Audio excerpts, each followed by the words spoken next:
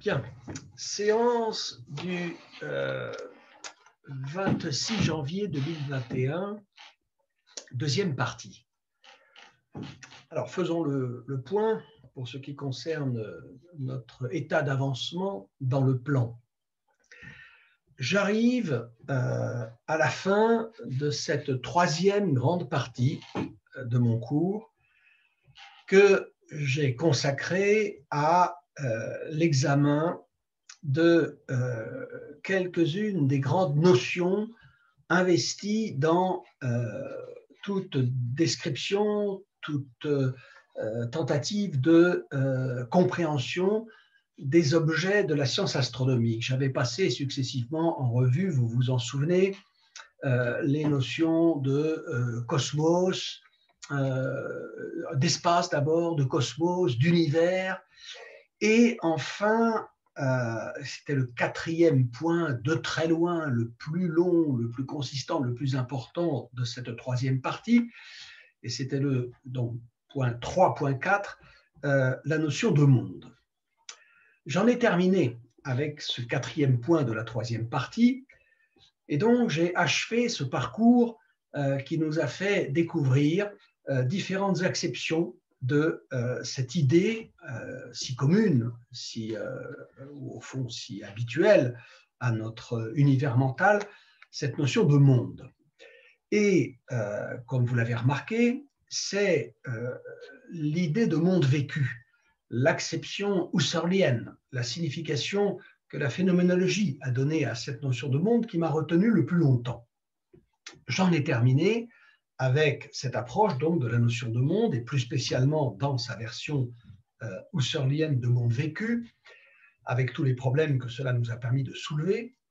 Et pour terminer sur cette troisième partie, en forme, si vous voulez, de prolongement, d'appendice, je vais dans le point 3.5, après lequel je passerai à la quatrième partie, je vais m'autoriser une espèce de digression, de prolongement à caractère pédagogique. Donc, vous pouvez intituler ce cinquième point de la troisième partie une digression pédagogique, deux points, comment enseigner Copernic. Comment enseigner le système astronomique de Copernic. Vous remarquerez, j'espère que vous n'en concevrez pas de trop grands mécontentements, que je m'intéresse à une question pédagogique relative à l'enseignement du système astronomique de Copernic avant même d'avoir exposé ce système, avant même d'avoir expliqué comment on avait pu parvenir à cette conception héliocentrique du système solaire avec Copernic. Mais bon, je vous l'avais prévenu, je progresse un peu, disons, à l'intuition dans ce plan. Si un jour, ce qui fait partie d'ailleurs, assez vaguement encore, mais enfin c'est à l'horizon, si un jour je me décidais à publier ce travail qui est en cours et qui est loin d'être achevé, sans doute j'en modifierai considérablement l'organisation, l'ordre, mais pour le moment, peu importe, je suis le plan que je me fixe au fur et à mesure. D'ailleurs, j'en profite pour annoncer qu'une fois que j'en aurai terminé avec cette troisième grande partie, donc avec cette digression, avec ce prolongement pédagogique, je reviendrai alors là beaucoup plus directement à des considérations astronomiques, c'est-à-dire proprement à de l'histoire des sciences. Évidemment, ça me conduira à reposer un certain nombre de questions philosophiques, à poser de nouvelles questions philosophiques, des questions épistémologiques en particulier, mais vous allez, j'allais dire, avec la cinquième partie, qui devrait commencer dans une ou deux séances, vous devriez retrouver des problèmes, des questions et donc des connaissances, je répète, de nature beaucoup plus directement astronomique, moins philosophique qu'elles ne l'ont été ces derniers temps avec l'exposition de cette phénoménologie husserlienne dont il faut bien dire qu'elle est d'un niveau assez élevé d'abstraction. J'espère que tout ça n'est pas trop difficile, que ça n'a pas été trop difficile jusqu'à présent. Et je rappelle qu'il est toujours possible de me proposer vos réflexions. Je rappelle mon adresse internet patrick.dupuy@proton, comme un proton, P-R-O-T-O-N, M-A-I-L, et protonmail en un seul mot attaché, protonmail.com. Voilà. Alors, j'entre donc dans ce dernier point qui constitue, oui, je le répète, une espèce de digression à caractère pédagogique. Comment s'y prendre pour enseigner l'astronomie copernicienne? Et là, j'évoquerai la figure de quelqu'un qui a beaucoup réfléchi sur les questions d'éducation et d'enseignement, et je parlerai d'un auteur dont vous savez d'ailleurs très bien, pour ceux qui me connaissent un tout petit peu, qu'il m'est cher, à savoir Alain. Alors, il ne semble pas qu'Alain ait lu Husserl, ni fréquenté jamais la phénoménologie. Il aurait pu lire Husserl, qui a vécu avant lui. Il aurait pu s'intéresser à la descendance philosophique de Husserl, mais Alain ne parle guère, ne parle même pas du tout de Merleau-Ponty, de Sartre, par exemple, qu'il aurait pu lire. Le projet husserlien d'une fondation ultime et définitive de tous les savoirs dans une espèce de connaissance omni-englobante qui serait la philosophie redevenue reine des sciences, ça, c'est un projet qui est complètement étranger à l'univers intellectuel d'Alain. On a affaire ici, avec ces deux philosophes qui ne sont pas loin d'être assez contemporains, on a affaire à des conceptions très opposées de la philosophie. Cette philosophie dont, vous savez, nous en avons reparlé il y a peu de temps, que le sens et la portée se définissent aux yeux de Husserl à l'échelle de l'humanité. Aux deux sens d'ailleurs du mot humanité, au sens de l'espèce humaine et au sens de l'essence de l'homme, de la nature même de l'homme. C'est-à-dire que dans la philosophie, pour Husserl, il y va de quelque chose qui relève du destin de notre espèce, prise dans sa globalité, et deuxièmement, de quelque chose qui engage l'idée même que nous nous faisons de ce que c'est qu'être humain. Eh bien, être humain, pour Husserl, c'est être, on pourrait dire cela comme ça, je ne sais pas si la formulation est parfaitement choisie, mais on pourrait dire que être humain, pour Husserl, nous destine à la philosophie. Et nous destine à cette activité, que d'ailleurs nous la rencontrions ou que nous ne la rencontrions pas durant notre existence, que nous soyons amenés ou pas à la pratiquer. La philosophie est à l'horizon des possibilités de l'humanité, ce pourquoi Husserl n'est pas loin de regarder les philosophes comme une espèce d'avant-garde de l'humanité, une espèce de fraction de l'humanité qui est destinée à l'éclairer sur son propre destin, sur sa propre destinée.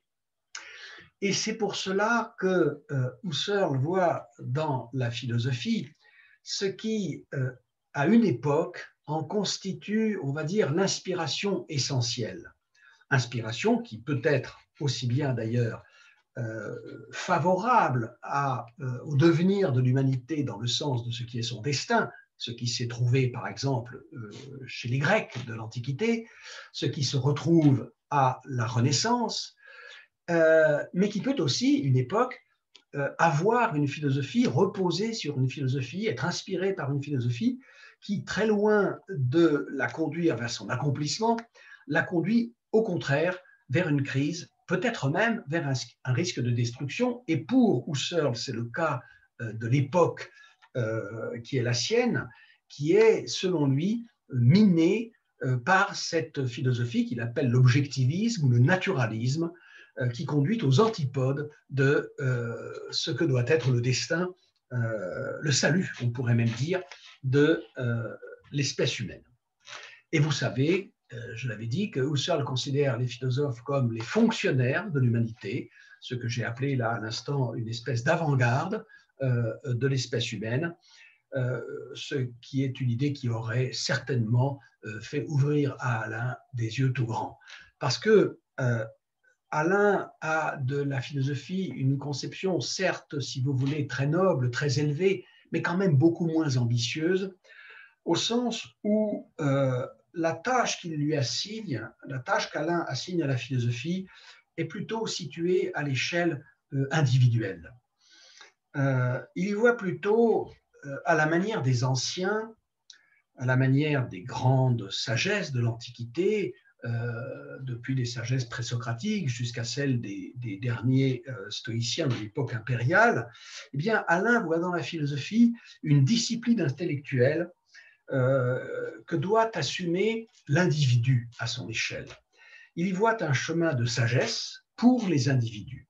Du reste, les Grecs auxquels Husserl se réfère pour assigner à la philosophie cette dimension universelle, humaine, n'avaient pas, eux, pour la philosophie, une ambition aussi élevée.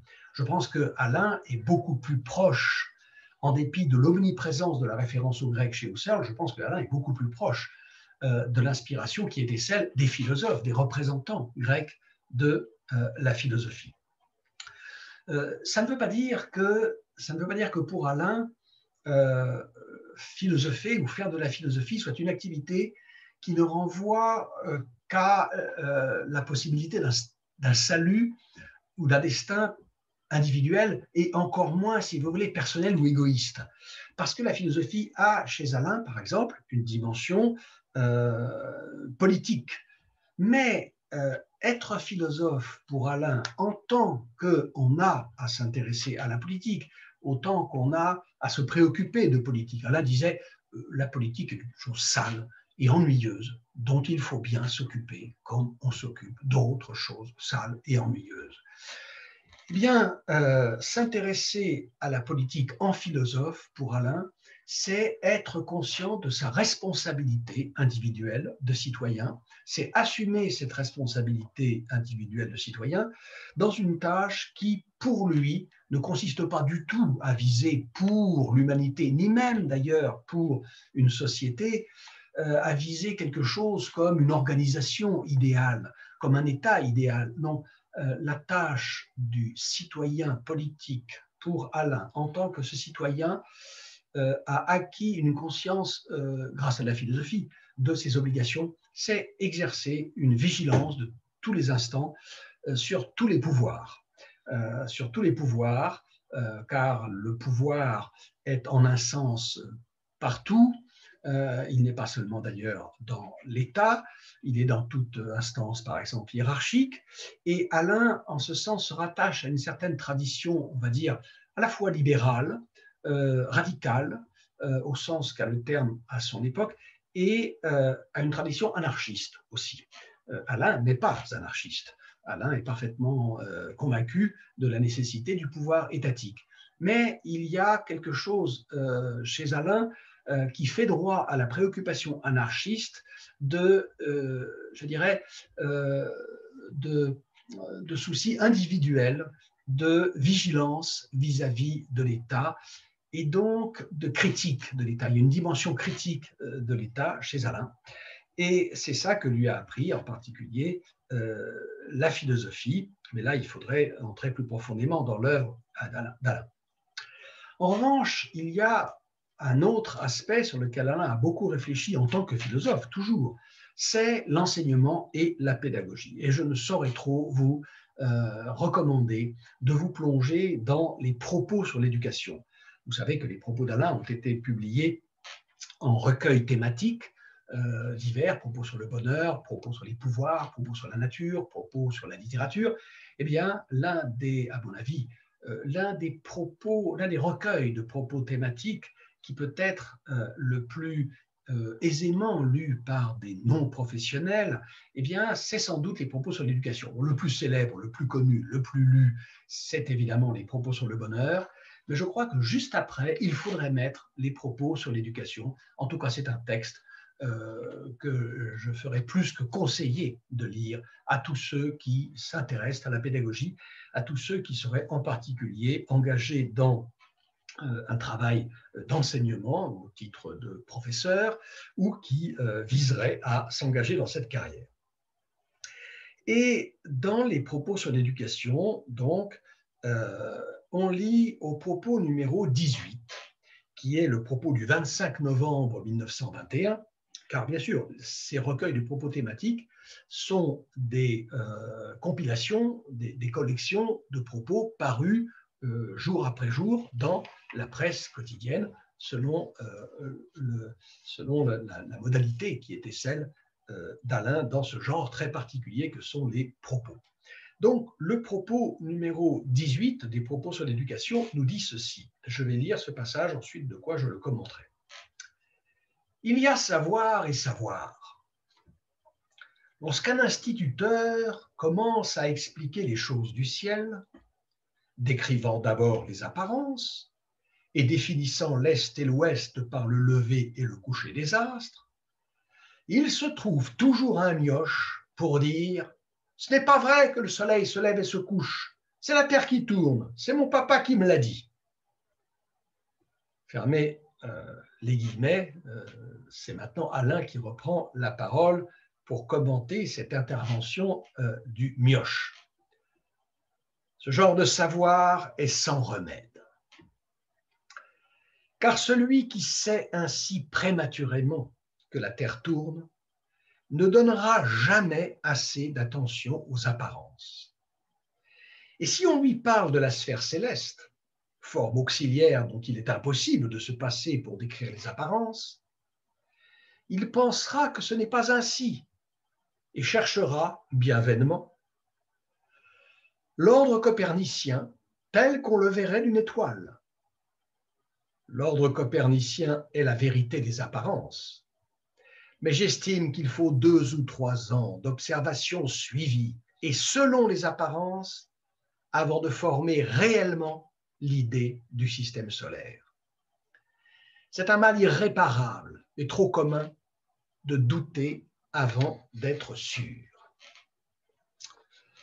Alors, qu'est-ce que veut nous dire Alain en posant ce verdict sur l'intervention de ce mioche qui coupe la parole à l'instituteur, qui est en train de décrire ce qu'on voit dans le ciel, en particulier dans le ciel nocturne, qui lui coupe la parole, ou plutôt qui lève le doigt, s'il est poli, pour faire cette annonce. Ce n'est pas vrai que le soleil se lève et se couche, c'est la terre qui tourne, c'est mon papa qui me l'a dit. Qu'est-ce que veut nous dire Alain quand le premier commentaire qui lui vient est ceci, ce genre de savoir est sans remède. Qu'est-ce que c'est que ce genre de savoir? Ce genre de savoir, eh bien, c'est le savoir scientifique qu'un professeur, un père, un livre a déversé dans un esprit qui n'y était pas préparé. C'est ce savoir scientifique qui est passé, si vous voulez, d'une cruche pleine, la tête du prof, la tête du père ou le livre, dans une cruche vide, la tête de l'élève ou la tête du fils que son père a peut-être, par exemple, emmené, je ne sais pas, par exemple, dans un musée ou une exposition, au Palais de la Découverte, à la Cité des Sciences, pour lui apprendre un peu d'astronomie. Le savoir sans remède, c'est le savoir qu'on reçoit, je disais, sans y avoir été préparé. En quoi consisterait cette préparation? En quoi doit consister cette préparation? Eh bien, elle consiste dans l'acquisition d'un autre savoir, ou plutôt d'une autre sorte, d'une autre forme de savoir, un savoir qui consiste dans une familiarité acquise de longue date, au moins, dit Alain, 2 ou 3 ans d'observation suivie selon les apparences, un savoir consistant donc en une familiarité acquise dans une expérience durable. Familiarité avec quoi? Avec le monde vécu. Avec le monde vécu que le savoir scientifique, tombé précipitamment, comme dit Alain, dans cette tête vide, que ce savoir, ce monde familier, ce savoir du monde familier, que le savoir scientifique est supposé venir, mais venir en son temps, venir au moment convenable, éclairé. Ce que va montrer Alain, c'est que le savoir de ce mioche ne vaut en réalité comme savoir rien du tout et que, à la vérité, ce n'est même pas du tout un savoir. En un sens, ce mioche sait bien quelque chose. Il sait bien quelque chose. Il sait que ce n'est pas le soleil qui se lève et qui se couche. Il sait que c'est la Terre qui tourne. Mais lorsque Alain nous dit il y a savoir et savoir, il veut nous dire il y a savoir, vraiment, authentiquement, et savoir que. Et savoir que, ce qui n'est pas la même chose. Ce faux savoir est sans remède, non seulement au sens où l'enfant aura du mal à apprendre la science copernicienne, la vraie science astronomique, mais au sens où cette science astronomique, précocement, prématurément, trop tôt déversée dans son crâne, va faire obstacle à la compréhension de la théorie copernicienne telle qu'elle doit être, et notez bien le mot, assimilée au sens de la digestion. On parle d'un savoir mal digéré. Eh bien, c'est exactement de ce genre de savoir que nous parle Alain quand il évoque ce mioche. Eh bien, le savoir prématurément reçu passivement, comme une cruche vide reçoit le contenu d'une cruche pleine, ce savoir prématurément acquis va créer, va dresser un véritable obstacle à l'instruction authentique, c'est-à-dire à l'acquisition d'un savoir qui apprendrait vraiment quelque chose à cet enfant. Un savoir qui ne serait pas seulement un savoir que, c'est-à-dire une information reçue passivement, mais une compréhension construite par l'esprit même de l'enfant. Qu'est-ce qui manque au mioche? Ce qui lui manque, c'est d'avoir, je répète Alain ici, donné assez d'attention aux apparences. Il lui manque de s'être immergé dans les apparences. Il lui manque d'y avoir séjourné. Il lui manque de s'en être imprégné. Alors, il va falloir s'arrêter ici un petit moment sur cette notion d'apparence. Et c'est le point 3.5.1 que j'intitule « Apparence et réalité ». Réfléchissons un moment sur cette notion d'apparence. C'est une opposition parmi les plus banales, parmi les plus communes et parmi les plus pertinentes et mieux justifiées que nous utilisons que l'opposition entre d'une part l'apparence et d'autre part ce qu'on appelle la réalité. Tout le monde comprend cette opposition. Il s'agit maintenant simplement de l'analyser. Je ne vais rien vous apprendre en vous apprenant ce qui distingue la réalité de l'apparence qu'elle prend ou de l'apparence sous laquelle elle nous est montrée. Tout ça, vous le savez. Mais analysons cette opposition de l'apparence et de la réalité. Cette idée d'apparence ne se comprend, bien entendu, que relativement. Apparence et réalité forment un couple indissociable. Parce que s'il y a apparence, ce doit être l'apparence de quelque chose, il doit y avoir quelque chose qui apparaît. Quelque chose dont l'apparence est, si vous voulez, l'apparition. Quelque chose qui est derrière l'apparence. Et que l'apparence dissimule en même temps qu'elle la révèle. Une chose qui est dissimulée par l'apparence et qui en même temps est manifestée par l'apparence. Et donc, parler d'apparence, c'est supposer un objet qu'on va appeler la réalité, l'objet réel, la chose réelle, la chose telle qu'elle est, en elle-même, par elle-même. Et une chose, une réalité qui se manifeste, un objet qui se manifeste à un sujet. Et qui se manifeste à un sujet de manière telle que la nature de l'objet ne soit que, on va dire, imparfaitement ou partiellement révélée au sujet. C'est ça que signifie la notion d'apparence. Il y a donc, je récapitule, un objet, il y a un sujet qui perçoit quelque chose de cet objet, et percevant quelque chose de cet objet, en reçoit une manifestation, une expression, si vous voulez, qui produit le double effet, à la fois de manifester l'objet et de le dissimuler.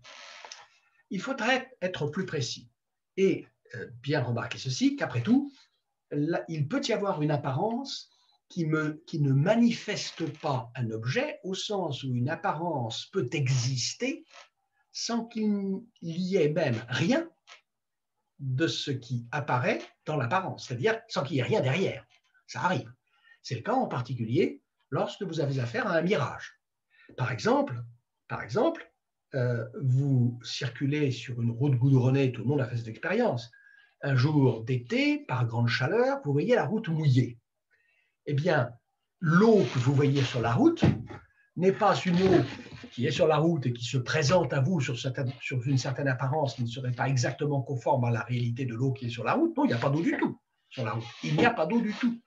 Et lorsque les Dupont, dans Tintin au pays de l'or noir, plongent parce qu'ils sont dans le désert et qu'ils sont victimes de cet effet qu'on appelle un mirage, lorsqu'ils plongent dans un lac qui n'existe pas et vont manger le sable, il n'y a pas du tout de lac.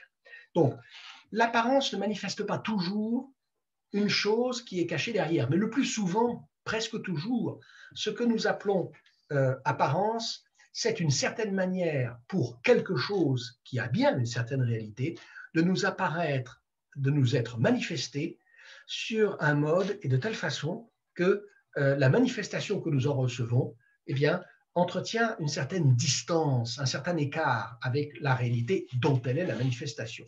Il faut ajouter ceci que la chose qui nous apparaît dans l'apparence n'est pas nécessairement une chose physique, une chose matérielle.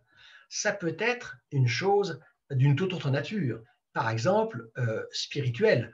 Je veux dire par exemple qu'une personne peut se présenter à vous sous une certaine apparence et derrière cette apparence manifester quelque chose qui n'est pas ce que montre l'apparence, par exemple un caractère, un tempérament, une disposition morale.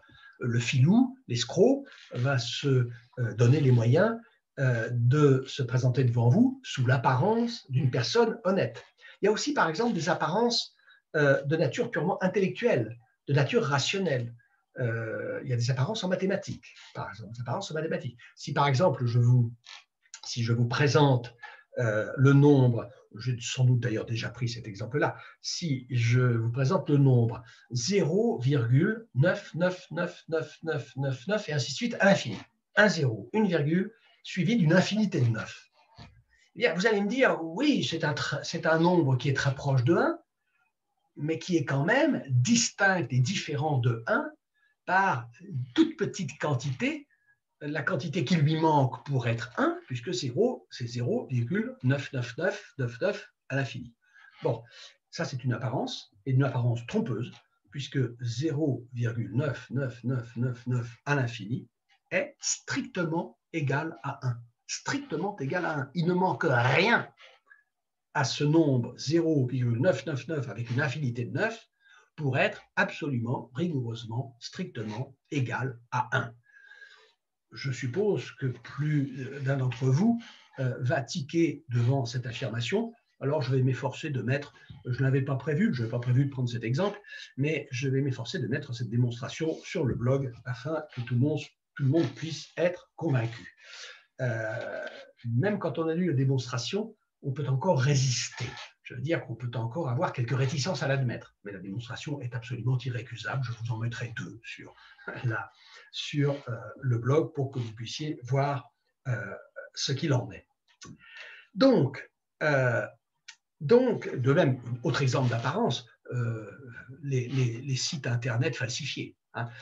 Vous recevez un message de votre banque qui vous demande de donner des renseignements confidentiels. Ce message va se cacher derrière un logo, des couleurs qui font ressembler l'écran à ce que vous voyez quand vous recevez un message authentique de votre banque, et vous savez ce qui arrive dans ces cas-là. Voilà ce que signifie donc l'idée d'apparence.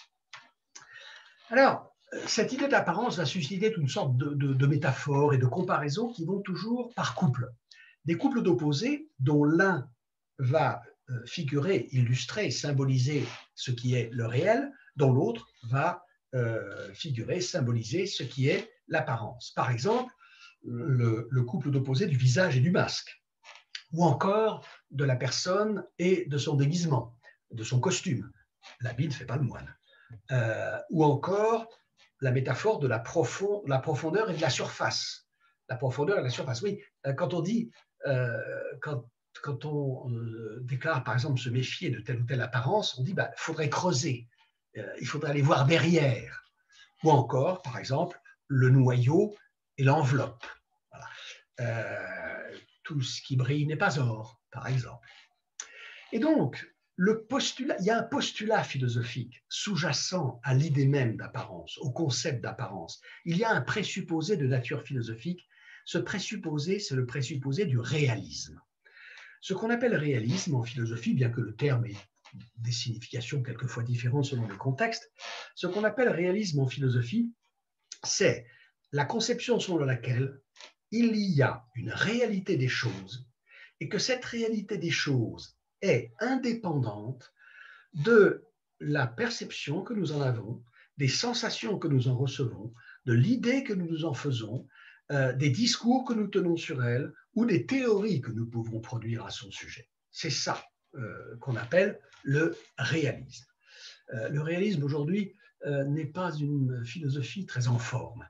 Il n'est pas en très bonne santé. Pourquoi? Parce que ce qui pète la forme et ce qui est en bonne santé, c'est l'idée que finalement la réalité, ce n'est rien d'autre que justement les discours que nous produisons sur elle, que les images que nous en fournissons ou qui nous en sont fournies, que la réalité est quelque chose qui est construit socialement en particulier. Je ne peux pas vous cacher ma détestation profonde pour cette façon de voir les choses qui, à mon avis, débouche, j'ai eu d'autres occasions de le montrer dans des cours précédents, cette conception qui débouche, à mon avis, sur un relativisme tout à fait condamnable. Bon, il y a certainement un sens du mot relativisme dans lequel il est intéressant de discuter cette conception, mais je pense en effet que l'idée que la réalité est une construction sociale, comme certains voudraient nous le faire croire, par exemple aujourd'hui, de, je ne sais pas moi, par exemple, du sexe ou de la nature ou de bien d'autres choses, cette idée me paraît profondément dangereuse. Alors, le réalisme est consubstantiel à la notion d'apparence, parce que l'idée même d'apparence disparaît, l'idée même, le concept d'apparence perd toute espèce de pertinence à partir du moment où vous êtes persuadé qu'il n'y a rien au-delà de ce qui apparaît, au-delà de l'apparition. S'il n'y a que de l'apparition, s'il n'y a que du paraître, s'il n'y a rien derrière, alors c'est l'idée même d'apparence qui perd toute espèce de signification. Si vous voulez, c'est comme l'idée de fils ou de fille. Si vous supprimez celle de père, de mère, il n'y a plus de signification pour les idées de fils ou de fille. S'il y a des fils et des filles, c'est parce qu'il y a des pères et des mères. C'est tout. Et il en va de même d'idées d'apparence. Alors, après tout, l'idée qu'il y a une réalité indépendante de la perception que nous en avons, indépendante de l'expérience que nous en faisons, est une idée qui peut acquérir une certaine dignité, un certain intérêt philosophique et qui peut mériter d'être discutée. La critique que je viens de faire de ce qu'on appelle le constructivisme, l'idée d'une réalité construite, qui débouche directement sur l'idée trumpienne de faits alternatifs. Hein. Cette idée-là, c'est autre chose. C'est, si vous voulez, l'idée vulgaire. Mais il y a aussi une idée, je dirais, intéressante, une idée pertinente, une idée philosophiquement élaborée de cette conception selon laquelle la réalité serait construite. Mais en général, ceux qui sont allés assez loin dans cette conception ont retrouvé par d'autres chemins l'opposition de l'apparence et de la réalité. C'est en particulier le cas de Husserl, qui est autant, ni plus ni moins qu'Alain, persuadé de la pertinence du réalisme. Husserl et Alain sont tous les deux des philosophes réalistes, même si ils ne considèrent pas que ce soit exactement de la même façon qu'on peut aller vers la réalité à partir des apparences. Alors, parler d'apparence, utiliser le concept d'apparence, non seulement c'est présupposer, c'est postuler le réalisme, mais je dirais que c'est déjà ne plus tout à fait être dupe ou victime de l'apparence. Dès que vous avez pensé l'idée d'apparence, dès que vous avez prononcé le mot d'apparence, vous avez établi cette distance, vous avez présupposé, vous avez admis cette distance entre ce qui est vu, ce qui est perçu, ou ce qui est compris, et ce qui est à voir, ce qui est à percevoir, ce qui est à comprendre. Et donc, déjà, vous n'êtes plus dupe, parce que si nous étions totalement pris dans les apparences, eh bien, si nous étions constamment, en permanence, et je dirais systématiquement abusés par les apparences, eh bien, nous ne pourrions même pas former l'idée d'apparence. Nous ne concevrions même pas l'apparence, c'est-à-dire cette idée d'une distance entre le réel et ce qui nous en est manifesté. Et donc, avoir cette idée et penser à partir de cette idée d'apparence, c'est au fond envisager le monde où nous sommes jetés, le monde où nous vivons, comme une espèce de théâtre ou comme un spectacle qui a derrière la scène ses coulisses et ses machineries et ses trucages cachés. Ces machineries, ces trucages cachés, qui sont précisément ce que, par exemple, la science se met en devoir d'aller débusquer, de chercher et de découvrir. La notion même d'apparence est déjà porteuse, si vous voulez, de l'idée de doute, l'idée de suspicion à l'égard de ce qui nous est manifesté, de ce qui nous est montré. C'est une idée qui atteste la capacité de l'esprit à se poser en juge de ses propres contenus de pensée. Voilà. L'idée d'apparence signifie « je dois me méfier ». Elle signifie « je dois d'abord dire non ». Il faut là-dessus dire le très fameux propos, je n'ai pas la date en tête et je ne l'ai pas donné, donc je ne peux pas vous la donner, le très fameux propos d'Alain intitulé, et parce qu'il est intitulé « L'homme devant l'apparence » et il commence par cette formule. Ceux qui ne connaissent pas Alain connaissent souvent quand même cette citation d'Alain. Penser, c'est dire non. Penser, c'est dire non. Alors, c'est dire non à quoi? Qu'est-ce que veut dire Alain dans ce propos intitulé « L'homme devant l'apparence » ? Il dit, voilà, dire non, c'est la marque de la liberté de l'esprit. Pas au sens vulgaire, si vous voulez, mais c'est déjà important. C'est déjà important, par exemple, un citoyen qui sait dire non. Un élève qui sait dire non. Vous savez que vous savez peut-être pas d'ailleurs, il y a beaucoup de gens qui ne le savent pas. Il y a beaucoup d'élèves qui ne le savent pas, et de parents d'élèves qui ne le savent pas. Que les professeurs, un bon professeur, peut-être pas tous, mais un bon professeur, un bon maître, éprouve toujours une espèce de sympathie spontanée et je dirais, de préférence pour l'élève qui sait lui dire non.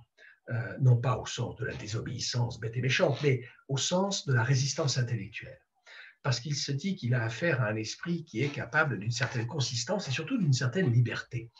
La liberté dont l'esprit humain fait preuve en disant non, ce n'est pas simplement la liberté du subordonné face au supérieur. Alors bien sûr, dit Alain, c'est important pour l'élève de dire non au maître, c'est important pour le fidèle de dire non à l'autorité religieuse, c'est important pour le citoyen de dire non au pouvoir, c'est certain.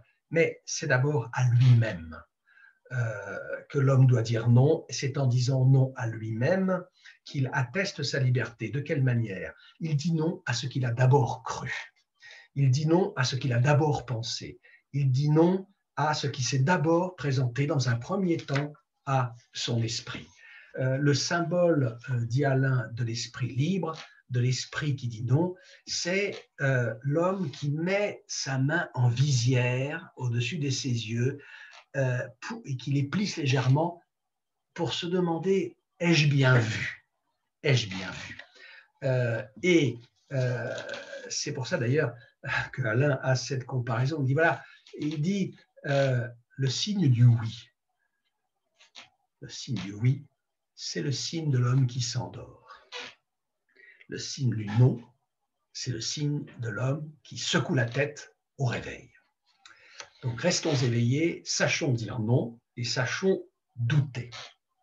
Douter de quoi? Douter des apparences. Et nous allons voir que bientôt, qu'au fond, nous ne sommes jamais que devant des apparences, c'est pourquoi il faut toujours commencer par douter. Alors, l'idée d'apparence est donc une idée qui signifie que nous soupçonnons que l'objet réel n'apparaît pas au sujet tel qu'il est. C'est l'idée que la perception, la représentation, l'idée que forme spontanément un esprit ne sont pas nécessairement vraies et même ont toutes les chances de prime abord de ne pas être une perception, une représentation, une idée vraie. C'est une idée, donc, l'idée d'apparence, une idée critique au sens étymologique du terme. Une idée critique qui invite à discriminer, vous remarquerez la communauté de racines, critique, discriminer, qui invite à discriminer dans l'apparence, dans ce qui se manifeste, dans ce qui nous apparaît, je dirais, d'une part, discriminer d'une part ce qui manifeste, ce qui exprime, ce qui traduit la nature réelle de l'objet, de ce qui la dissimule, de ce qui la cache, de ce qui la travestit, de ce qui la trahit, la déforme, voire, quelquefois, la crée de toutes pièces. Et donc, l'idée d'apparence est une idée qui nous invite à séparer le bon grain de l'ivraie. Discrimination.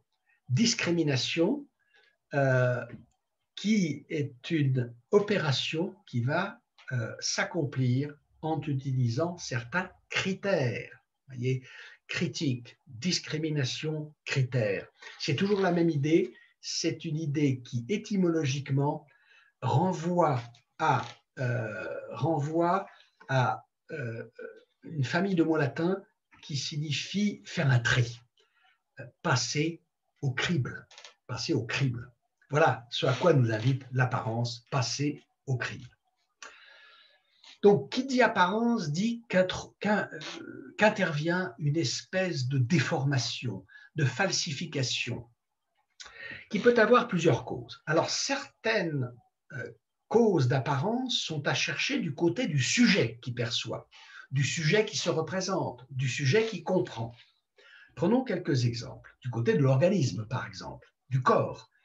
Vous avez la jaunisse, vous allez voir les choses teintées, légèrement. Je me fais l'expérience. Hein. Ce n'est pas ça qui va me donner envie d'avoir la jaunisse et encore moins d'essayer de provoquer une maladie hépatique. Mais il paraît que quand on a la jaunisse, on voit les choses jaunes ou plus jaunes, ou jaunâtres. Eh bien ça, c'est une apparence imputable, bien entendu, et imputable seulement, exclusivement à l'état du sujet qui perçoit. C'est assez souvent le cas des illusions de la perception qu'on appelle très improprement illusions d'optique et qui ne sont pas des illusions d'optique. Je viendrai un tout petit peu plus tard, un tout petit peu plus loin sur ce qu'est vraiment une illusion d'optique. Ce sont ces illusions, je pense à ces illusions qui tiennent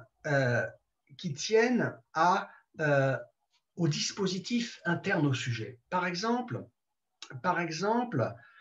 vous voyez la Lune, la pleine Lune, beaucoup plus grosse à son lever à l'horizon, lorsque le soir, par exemple, vous voyez la Lune monter depuis l'horizon et à proximité de cet horizon, vous la voyez très grosse. Vous la voyez très grosse. Eh bien, il faut savoir qu'elle est beaucoup plus grosse que vous ne la voyez lorsque la pleine Lune est suspendue au milieu du ciel, au milieu de la nuit.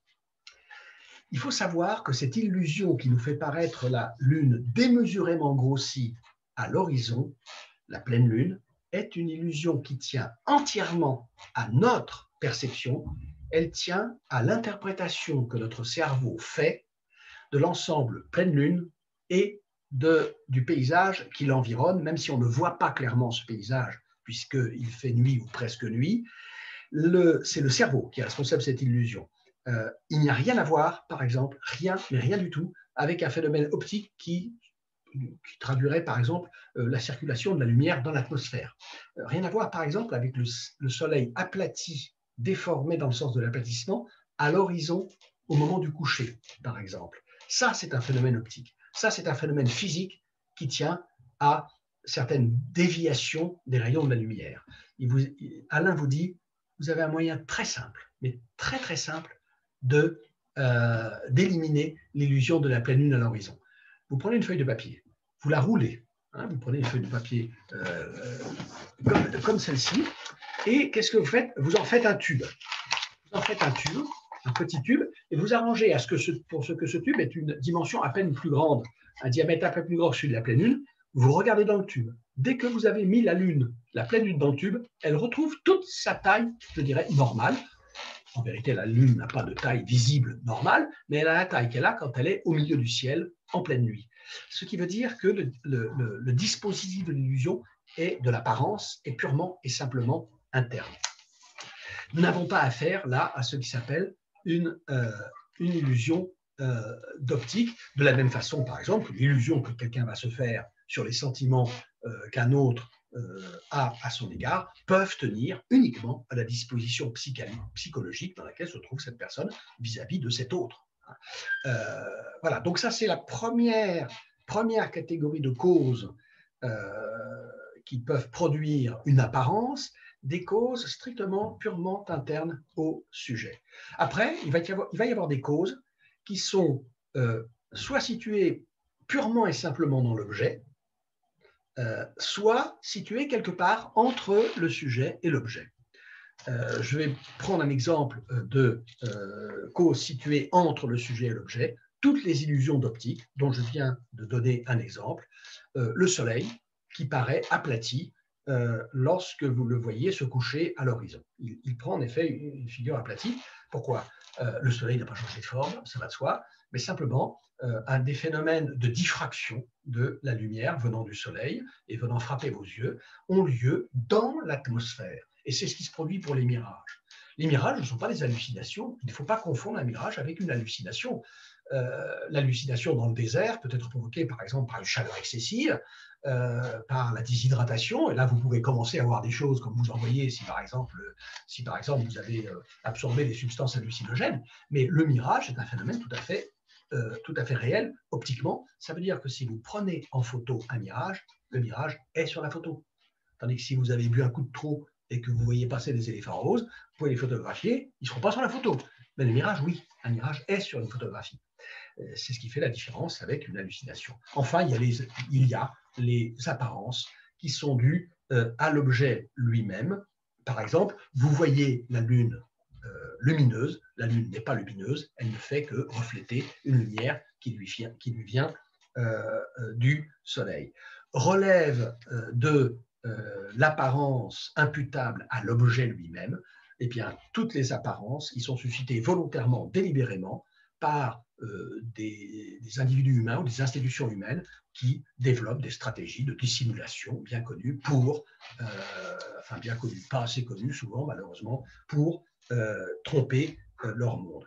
Le mensonge est un exemple de production consciente, délibérée, d'apparence à destination d'autrui. Voilà. La prochaine fois, j'entrerai dans le deuxième point, 3.5.2, et j'essaierai de vous montrer que, en réalité, on ne perçoit jamais que des apparences. Nous ne sommes jamais devant rien d'autre que des apparences, et je tirerai de ce point certaines conséquences. Je vous remercie. À la semaine prochaine.